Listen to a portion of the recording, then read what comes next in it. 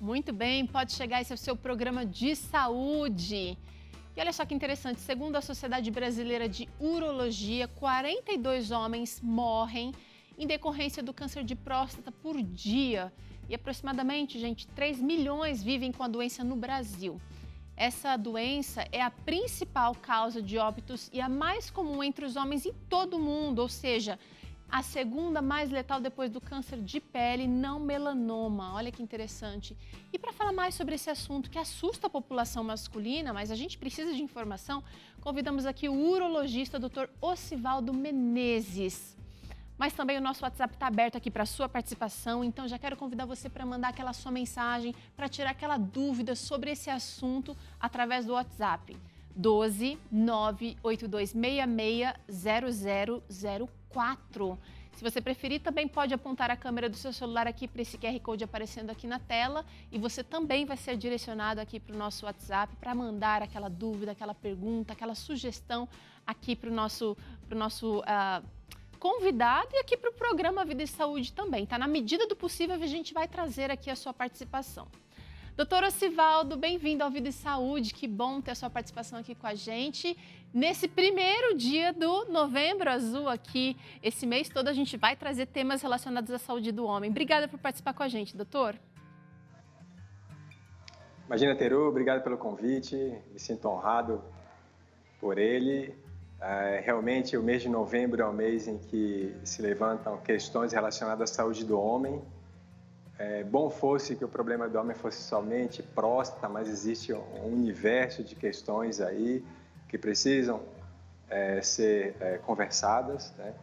Mas nesse mês, especificamente, o câncer de próstata, que é uma doença altamente prevalente, como você mesmo falou, dos números aí que são alarmantes. E no dia 17 de novembro se comemora, né, na verdade, a data do Novembro Azul, que é o mês de combate ao câncer de próstata. Mas estamos aí para tirar as dúvidas da sua audiência. O senhor vai ajudar e vai ajudar muito, doutor. Eu já trago aqui a primeira questão para a gente começar do jeito certo, né? Onde é que fica a próstata? A gente preparou aqui uma arte que eu queria que o senhor descrevesse para a gente, não só a localização da próstata, mas também qual é a função da próstata, doutor? Tá joia, vamos lá. Bom, aí é uma tela, uma animação, um desenho gráfico que a gente percebe a próstata na região perineal, né? Na região mais baixa que fica entre o escroto e o ânus do homem. A próstata ela tem uma função primordial no aparelho reprodutor masculino. Então, é ela que é responsável pela produção do líquido seminal, ela é responsável por algumas substâncias que são responsáveis pela nutrição também dos espermatozoides e ela compõe aquele líquido que o homem ejacula no momento do ato sexual. Essa é a função básica da próstata. E ela tem um íntimo contato com o aparelho urinário, né? Então, a gente tem o aparelho reprodutor e o aparelho urinário. Então, a próstata ela acaba repercutindo, tendo função no reprodutor e tendo impacto também na função do aparelho urinário. Agora, doutor, nem sempre o câncer de próstata ele vai se apresentar de maneira sintomática, naquele começo, naquele início. Só que ele pode dar alguns sinais que podem servir de alerta. Eu queria que o senhor falasse um pouquinho para a gente sobre quais são os sintomas, logo que podem indicar um problema na próstata. Existe uma questão que a gente precisa deixar muito claro, que o câncer de próstata, ele provoca muito poucos sintomas, né? Nas suas fases muito iniciais. Em fases avançadas, é uma situação muito drástica, é difícil até para o médico de ver o paciente naquela condição, mas aqueles sintomas mais relacionados a questões urinárias, dificuldades para urinar, por exemplo, né? Homens que vão muito mais ao banheiro, né? O jato urinário perde um pouco a pressão ao longo da vida, levanta muito mais vezes à noite, está relacionado ao crescimento benigno, ao crescimento normal da próstata. A próstata é uma glândula que sofre influência do hormônio testosterona e ao longo da vida ela vai crescendo. E esses sintomas, eles são basicamente relacionados a sintomas de um crescimento benigno. Agora, quando se fala especificamente de câncer, aí nós temos sintomas muito mais graves, né? Sintomas relacionados à dor óssea, relacionados a sangramentos, relacionados a emagrecimento, aí seria mais sintomas relacionados a um câncer propriamente dito instalado. Agora, esses sintomas que o senhor mencionou aqui vão ser percebidos no começo, quando o tumor ainda é pequeno, doutor, ou não? Só quando a doença já está mais avançada? Por que a gente está falando, que eu queria que o senhor comentasse sobre isso? Porque Novembro Azul justamente é para a gente começar a ter um olhar mais atento, né, à saúde do homem. Não esperar um problema acontecer para que a gente corra atrás do prejuízo. Então, é logo no começo do um tumor pequeno que eu consigo notar essas mudanças, doutor? A gente deixa bem claro a diferença entre sintomas da doença benigna e sintomas do câncer propriamente dito. Uhum. Você ressaltou algo muito importante. O câncer de próstata, na sua fase inicial, ele não dá sintoma. É uma doença muito silenciosa. E essa é a nossa maior vantagem, porque como ela é uma doença que ela inicia muito lentamente, se a gente consegue fazer o diagnóstico dela numa fase muito precoce, ou seja, numa fase assintomática, a fase inicial do câncer instalado, ele não dá sintoma, Teru. Então, não tem como o paciente ser classificado com sintomas de câncer de próstata inicial. Não existe isso, porque é uma doença assintomática. Então, se o paciente procura o seu médico regularmente, e esse é o grande motivo do Novembro Azul, essa mobilização, é porque no momento que a gente consegue fazer um diagnóstico de uma doença silenciosa no início, a taxa de cura dessa doença silenciosa, que não apresenta sintoma no começo, ela beira 95%. Então, seria um panorama ideal a gente conseguir tratar todos os homens com câncer de próstata numa fase inicial, sem sintomas. E para a gente conseguir isso, só fazendo exames rotineiros, anuais, a partir dos 45 anos. Muito bem, doutor. Agora é o seguinte, eu queria que o senhor falasse um pouquinho dos fatores de risco. Então, já que a próstata ela tem um crescimento benigno, ou seja, ela vai crescendo um pouquinho ao longo da vida, e isso é normal, isso não é um problema, contanto que não tenha o tumor ali. Além disso, doutor, o fator idade também vai trazer já vai aumentar a possibilidade do câncer? Sim, tanto que existe uma triagem, né? A gente tem isso muito bem estabelecido, que os homens, a partir dos 50 anos, uma população geral, deve procurar o urologista anualmente, porque a partir dos 50 anos, o seu risco de ser acometido por um câncer de próstata, ele é maior do que idades abaixo de 50 anos. Tá. Para pacientes com históricos de familiares, né, pai, irmãos, né, avós, o risco chega a ser de 50% de você ser acometido por um câncer de próstata. E justamente por esse número tão elevado, exatamente, você acabou de virar a sua prancheta aí para o histórico familiar. Justamente por esse histórico elevado associado a uma idade, esses pacientes devem procurar o urologista a partir dos 45 anos de idade, Teru. Doutor, é só questão de pai e filho ou se de repente, por exemplo, o pai não teve, mas um dos filhos, meu irmão teve, um irmão daquele indivíduo teve, também aumenta o risco? A estratificação do risco, ela relaciona 3 gerações, relaciona o avô, relaciona o pai e relaciona o irmão. Para essa estratificação, o risco é em torno de 50% aproximadamente. Tá. É claro que se você tem um irmão, tem que se ligar realmente uma luz de alerta, que você também pode, não num risco tão elevado quanto esse, mas o seu risco é um pouco maior de quem não tem histórico algum na sua família, né? Legal. Ó, veja bem, a gente não quer aqui no Vida e Saúde aterrorizar ninguém, a gente só quer chamar a sua atenção para a necessidade do cuidado, a despeito de se ter uma doença ou não. E o médico pode te ajudar nessa situação. Olha, cor da pele também se torna um fator de risco, porque homens negros têm mais câncer de próstata, doutor? Exatamente. As estatísticas mostram que a doença cancerígena da próstata ela é um pouco maior nos pacientes de pele negra. Inclusive, a eles é recomendado que a consulta de prevenção, de diagnóstico e triagem deva se iniciar aos 45 anos de idade. Ah, um pouco mais cedo, então. Um pouco mais cedo. Agora, esse fator de risco, doutor, está relacionado a muitas outras doenças de homens e mulheres. o homem principalmente tem que ficar de olho na circunferência abdominal, porque a obesidade também é fator de risco para o câncer de próstata, doutor. Eu acho que eu vou mais além, viu, Terô? A obesidade é fator de risco para uma série de doenças. A obesidade, ela altera muitos fatores de defesa pessoal. Nós temos defesas anticancerígenas em todos os nossos aparelhos celulares. E os pacientes que são obesos, eles têm essa imunidade comprometida. Os níveis de oxidação celular são maiores nos obesos. Os obesos, eles tendem a ser mais sedentários. Os obesos, eles tendem a se alimentar um pouco pior que a população geral. Então, eles acabam trazendo consigo uma carga de doenças um pouco maior que a população geral. Então, não diria que a obesidade é fator de risco somente para o câncer de próstata, que também está relacionado, mas assim como para todas as outras doenças, né? Por exemplo, câncer de aparelho digestivo, hipertensão, diabetes, osteoporose, tudo que você sempre fala no seu programa, né? Pois é, gente. Olha, mais um incentivo aí para você se manter em forma. Agora, doutora, eu queria falar um pouquinho sobre prevenção.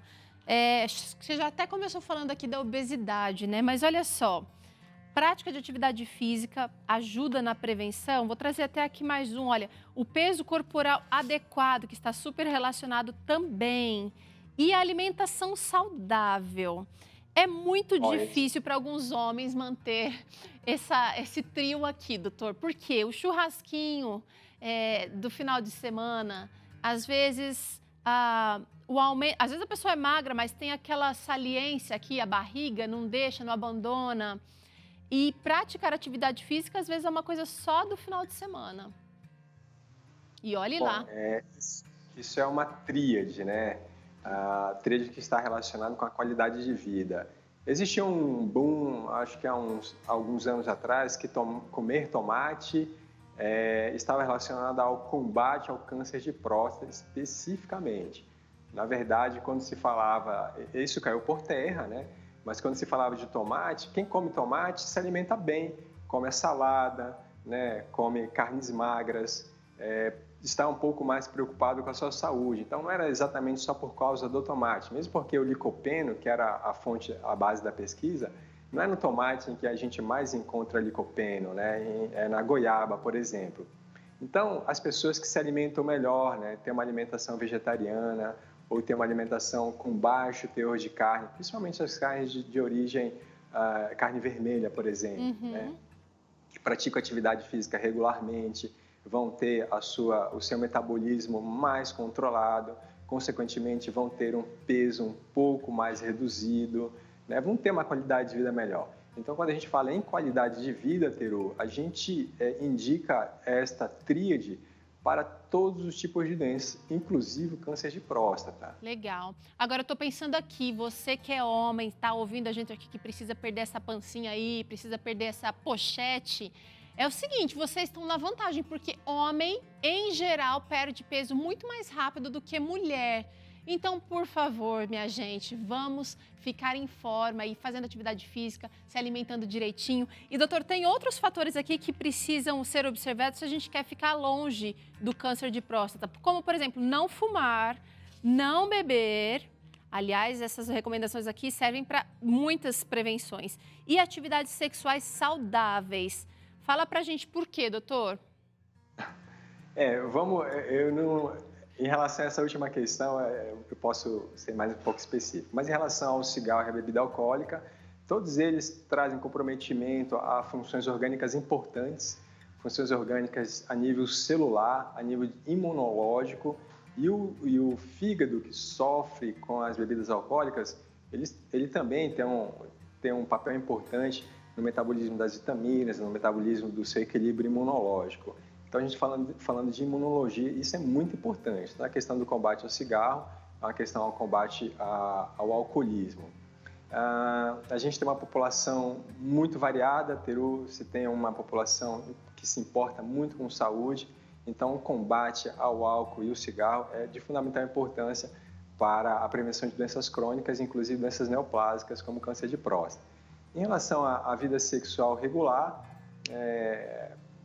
não tem exatamente um fator específico que está relacionado ao combate ao câncer de próstata. Mas eu acredito que uma vida sexual regular para os casais, ela faz parte de um bem maior, né? De um relacionamento, de um bom equilíbrio. Saúde em geral, né, doutor? Uma saúde geral. Então, quem tem condições de ter relação sexual com o seu parceiro de qualidade, provavelmente isso é uma consequência de uma vida estável, ter uma vida estável no campo amoroso, uma vida estável no campo alimentar, no campo psíquico, tudo mais. Tá. Doutor, agora é o seguinte, muitos homens não vão ao médico porque tem medo do exame. Então, o Vida e Saúde resolveu hoje trazer aqui quais são o exame principal, né, feito para detectar o câncer, para investigar, na verdade, o câncer de próstata.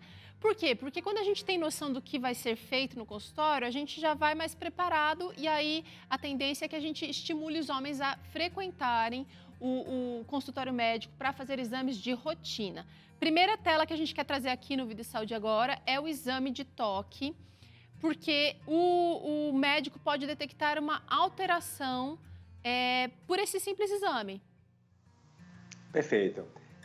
Como eu sei que o nosso tempo é um tempo curto, eu vou me direcionar rapidamente a isso. Nós temos, são 3 coisas principais em que o homem, ao chegar no consultório médico do urologista, quando se fala especificamente da prevenção do câncer de próstata, nós iremos fazer uma triagem, uma conversa, né, uma história clínica, para tentar deixar o paciente muito tranquilo, calmo, e ali ele vai expressar todas as suas questões, né, os seus sintomas, o seu histórico familiar. A partir disso aí, a gente parte para alguns exames complementares. Eu costumo pedir para os meus pacientes uma ultrassonografia do aparelho urinário e um exame de sangue que é o PSA. O PSA é uma substância que é produzida na próstata, ela está relacionada com a atividade do líquido seminal e ela é específica. O PSA já tem 25 anos de uso mais ou menos na comunidade médica. E o objetivo dele é quando existe alguma alteração a algum nível, a gente liga uma luz de alerta. Então, esse é um exame importantíssimo. Associado a esses 2 exames, a uma história clínica, a gente precisa fazer o exame físico no paciente. O exame físico é importante. Uma palpação abdominal, o exame da genitália completo e o toque da próstata. O toque da próstata, o paciente, a gente tem uma variedade de posições, a gente pede para o paciente ir com uma roupa confortável, ele assume uma posição adequada para o exame e através da superfície prostática, que ela tem íntimo contato com o reto, por isso que o toque é feito pelo ânus, a gente consegue perceber alterações muito iniciais, nódulos, caroço, alteração da textura. Tendo alguma alteração, olha só que imagem grande, né? Do lado direito da próstata, a gente vê uma próstata deformada por um tumor ali avermelhado. A gente consegue palpar lesões muito menores que isso. Lembrando que o toque ele é imprescindível, não existe PSA sem toque, nem toque sem PSA. Tá, essa era a minha pergunta. Não dá para só fazer o 20... PSA, então, eu preciso fazer os 2. Não, negativo. Existe 20% dos pacientes que têm PSA normais, e isso eu acabei de fazer um diagnóstico há umas 2, 3 semanas de um paciente no meu consultório, o PSA dele era normal. A gente acabou fazendo um diagnóstico pelo toque. Olha aí. É um paciente muito compreensível, fez o toque, aí a gente partiu para uma investigação um pouco mais aprofundada, que é a biópsia da próstata, é a biópsia que confirma a presença do câncer. E a biópsia confirmou a doença. E a partir daí a gente desencadeou um tratamento, o paciente está bem, graças a Deus. Que bom. Doutor, realmente é muito importante a gente falar sobre prevenção, sobre esse cuidado. Ninguém está falando aqui que é um exame talvez o mais confortável do mundo, mas ele é necessário, a gente precisa ter maturidade para realizar, tá? Chegou a interação, muita gente mandando perguntas aqui, doutor. Vamos selecionando algumas aqui, joga na tela, vamos ver. Olha a Cida, meu esposo tem 40 anos e não consegue mais ter ejaculação há um tempo. Já fez alguns exames, mas não deu nada anormal. Pode ser indício de algo na próstata? A dúvida da Cida, doutor. Um homem de 40 anos é um paciente muito jovem, existem algumas doenças crônicas, né, entre elas o diabetes, alguma cirurgia abdominal, que pode desencadear alterações da função ejaculatória das vesículas seminais. Esse paciente ele precisa passar por uma avaliação urológica para realizar alguns exames complementares, um exame físico é importante também, e analisar níveis hormonais. Às vezes existem distúrbios hormonais que ocasionam a redução da produção do líquido espermático. Então ele precisa sim passar numa consulta com o urologista. Dona Cida, eu não sei se o seu marido passou com um especialista, mas é importante. Essa é uma queixa que existe com não tanta frequência no consultório, mas existe sim um roteiro de diagnóstico para o caso do seu marido, sim, sem problema. Vá atrás de respostas. Tem mais uma interação, joga na tela, vamos ver. Eunice Moraes, olha aí a mulherada, né, doutor, cuidando dos maridos, dos parceiros. As mulheres levam seus maridos para os médicos. Graças a Deus. Isso aí. Ó, a Eunice está perguntando, o risco é maior só para quem já teve casos de câncer de próstata na família ou qualquer outro tipo de câncer, como mama, intestino, também seria um outro fator de risco? Interessante a pergunta dela. Boa pergunta, Eunice. É muito comum, nós perguntamos para os pacientes histórico de câncer na família e eles comentam, minha mãe teve câncer de mama, meu irmão teve câncer de intestino. Os trabalhos não relacionam outros tipos de câncer para fatores de riscos relacionado a câncer de próstata. Quando a gente fala de fator de risco, e os pacientes devem entender, é somente câncer de próstata, o risco maior é para pacientes de primeiro grau, irmão, pai ou avô, né?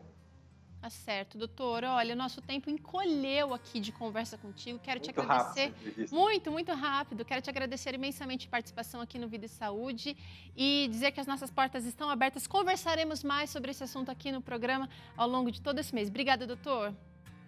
Imagina, está à disposição. Obrigado pelo convite e estamos à disposição nas redes sociais e você tem nosso contato também para passar para os nossos ouvintes aí. Obrigado, Teru, pelo convite. Já passamos.